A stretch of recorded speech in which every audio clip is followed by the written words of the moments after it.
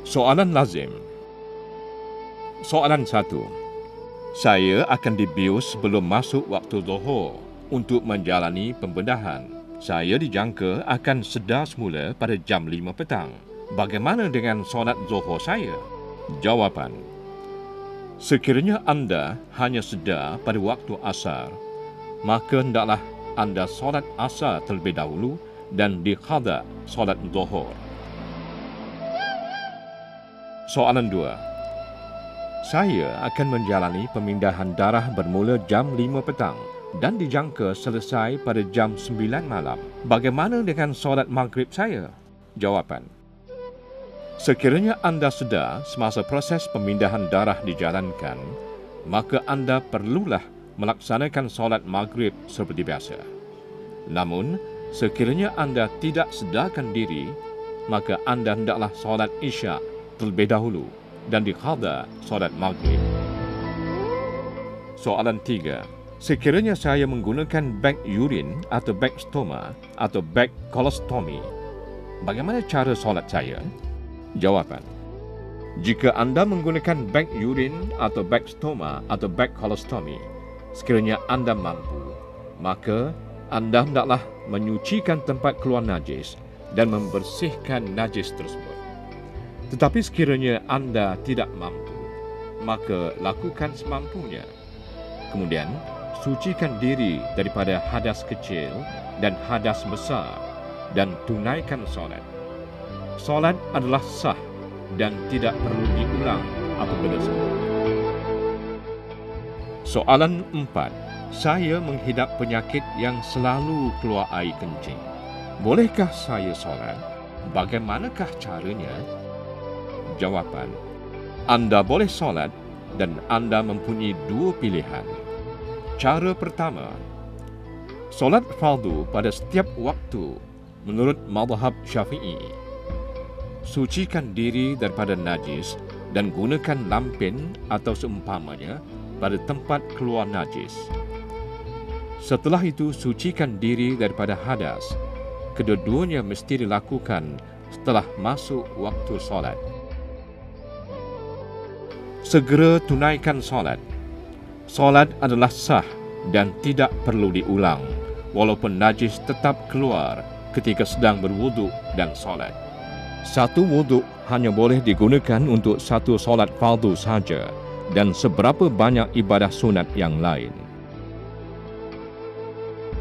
Cara kedua, melakukan jamak atau himpun tanpa dihasarkan atau dipendekkan bagi solat-solat yang boleh dijamakkan menurut mazhab Hambali dan pandangan pilihan sebahagian ulama mazhab Syafi'i. Sucikan diri daripada najis dan hadas setelah masuk waktu solat dan kemudian lakukan solat. Solat adalah sah dan tidak perlu diulang. Satu wuduk boleh digunakan untuk lebih daripada satu solat fardu dan seberapa banyak ibadah sunat yang lain selama waktu solat tersebut belum habis.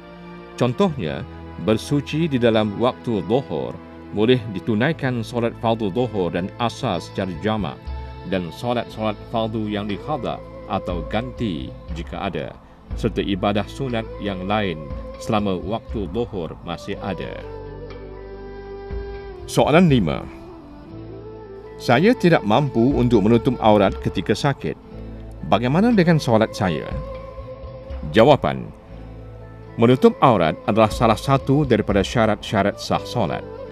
Aurat bagi lelaki ialah di antara pusat dan lutut, manakala aurat bagi wanita ialah seluruh tubuh badan kecuali muka dan dua tapak tangan serta belakangnya.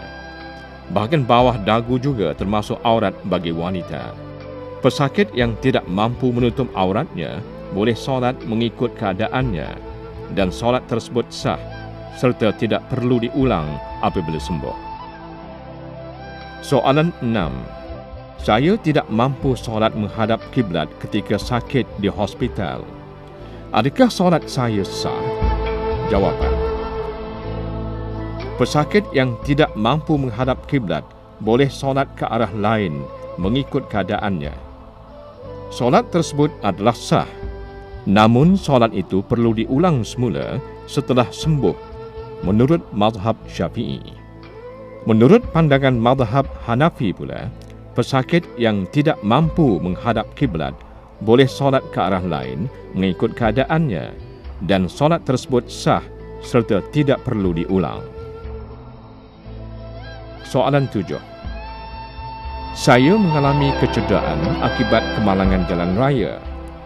Doktor telah membuat pemeriksaan dan memberi ubat. Keadaan ini menyebabkan saya tidak sedar atau hilang waras untuk seketika. Bagaimana dengan solat saya?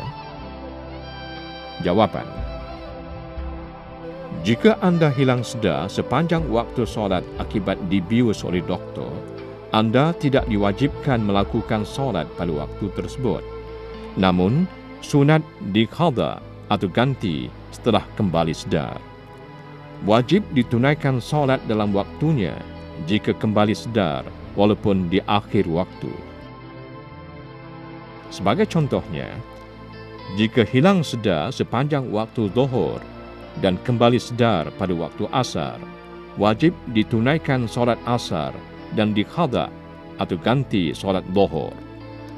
Begitu juga jika hilang sedar sepanjang waktu maghrib dan kembali sedar pada waktu isya, maka wajib ditunaikan solat isya dan diqadha atau ganti solat maghrib.